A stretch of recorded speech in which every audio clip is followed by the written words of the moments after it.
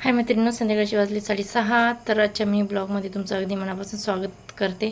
तर आता लागणार आहे स्वयंपाकाला. इथं शशांक थोडासा रुसला आहे, कारण खेळाच्या टायमिंगमध्ये, घरी यायच्या टायमिंगमध्ये तो आला नाही. त्याच्यामुळे थोडंसं त्याला पनिश केलं, रागवलं. त्याच्यामुळे तो थोडासा रुसून बसला. तर आता वेगळ्या पद्धतीने आमलेट करणार आहे मी. तुम्ही तर खाल्ले असेल, पण मी पहिली वेळेस खाते. तर इथं पोळी करते मी, आणि पोळीला 2-3 पापुद्रे कशा आणायची माहिती का? एकदम पोळी लाटायची छोटीशी, त्याच्यावर पीठ टाकायचं, तेल लावायचं, पीठ टाकायचं, नंतर एक घडी करायची, त्याला परत पीठ लावायचं, तेल लावायचं, आणि मस्त अशी लाटायची.